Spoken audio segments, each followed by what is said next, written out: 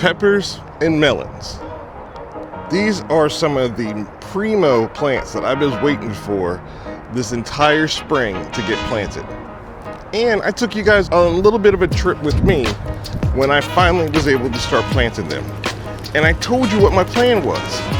But was it crazy? Or was it just a smart one based on past results from my previous spots? It's time to take a checkup on those and see exactly what we accomplished. Hey guys, it's your boy Big Wheel Dog 82 in the soil. And like I said in the intro, we are checking up on both the peppers and my so-called, named myself, watermelon cantaloupe tower. Now, what we're going to do first is we're going to check out the watermelon and cantaloupe tower, because I'm going to save the peppers for last. And matter of fact, we've got a second one started that I'll show you too. So let's get to that one first. Yes, start small, work our way up. Here we go. My cantaloupe / watermelon tower, and as you can see, she is coming along. Now, I'm not going to act like this is not a tedious process, because it can be. Getting them started is very tedious. So right now, I'm generally trying to keep watermelon on this side, cantaloupe on this side. But once I get a little bit higher, I'm just going to let them go wherever the hell they want to go, because they should. Well, we're starting to get female flower. Let's see if I can get some female flower clip. Let's see. Let's find some. I know there's some around here. Bingo. Here we go. So they're getting their female. That's the cantaloupe.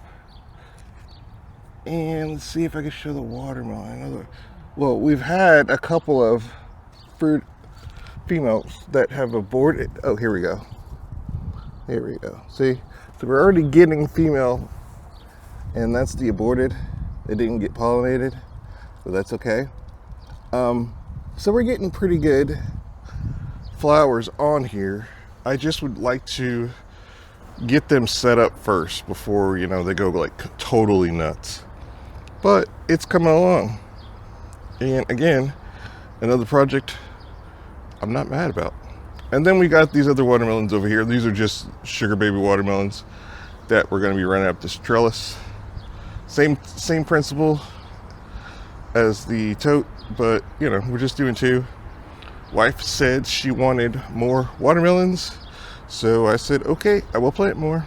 So those will be coming along here shortly too. Wow, would you look at the state of my pepper bed?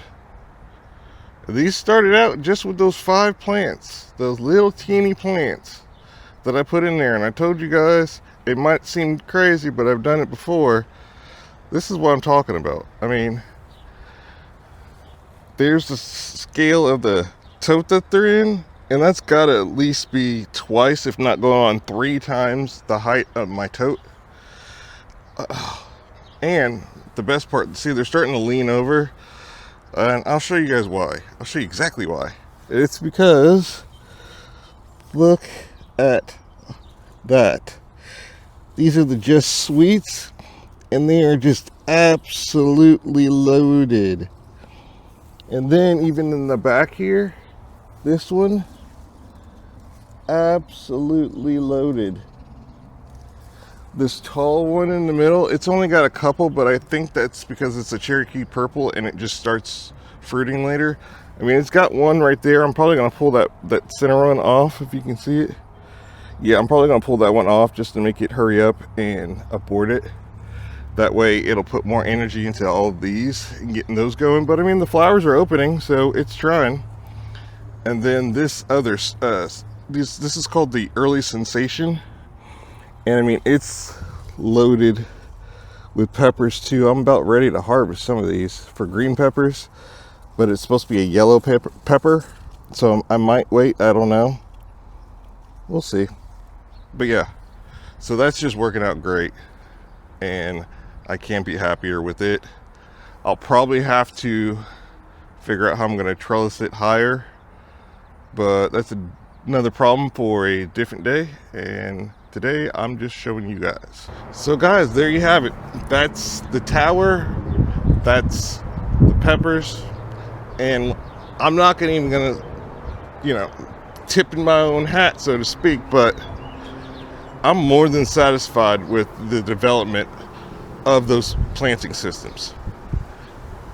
You don't necessarily have to do something like that. Matter of fact, I've got one more plant, and this is just to show you, you don't need anything special, because this couldn't be any more of a typical container situation than anybody is basically can run.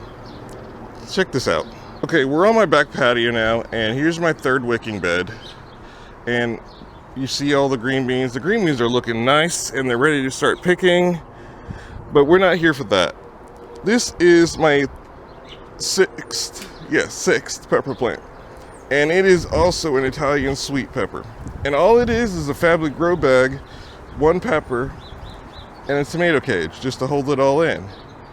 And you know what, I'm gonna have to go on the other side. Let me go on the other side for you guys real quick. Let me see if I can't get a better shot. See, we got multiple peppers, guys. There's some there, there's one here.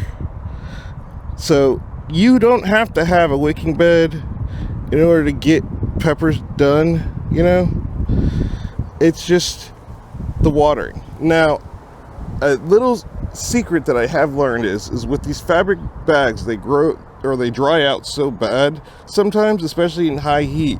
This simple fix here, a plastic dish that I sit my grow bag in, and what it does is two things. First of all, when I go ahead and water, it has space in here to hold some extra water, so that when the top starts drying out, at least the roots have access to constantly moist soil here.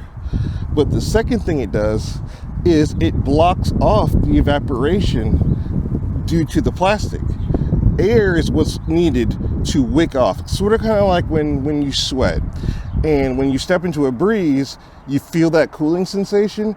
It's really not a cooling sensation. What it's doing is the moisture is being evaporated and blown away from your body, allowing you to feel cooler, taking the heat away. So what this is doing is it's blocking off that moisture so that no matter what, it stays moist. You can see this. I haven't watered this one in a couple of days, and it's still moist, if you can tell, inside of here. And you can see the dry to the moist, as well as the algae that's growing on the side here and where it starts and stops. That's my sign showing me that I am keeping the moisture in there as designed. So as long as you can do that, you can still get plenty of plant and plenty of harvest because you're keeping the soil moist. So as you guys can see, the watermelon and cantaloupe tower, as well as my wicking bed that's got the 5 pepper plants, are doing excellently. The bag that I have over here that has the single pepper plant in it, that's a 15-gallon fabric grow pot, I believe. It's also doing well, and I cannot complain about the harvest that I'm going to have off these guys in just a short amount of time.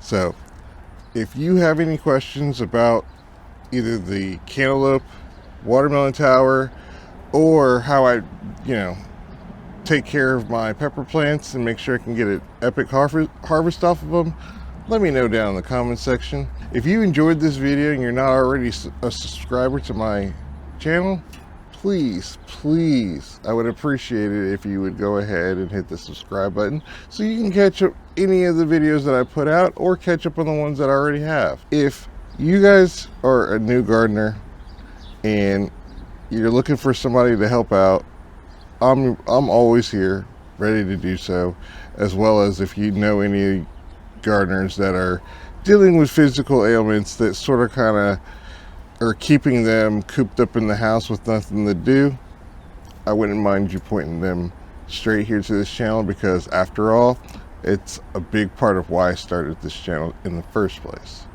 So for today, I'm your boy, Big Wheel Dog 82, in the soil, and I'm gonna see you guys later. All right, bye.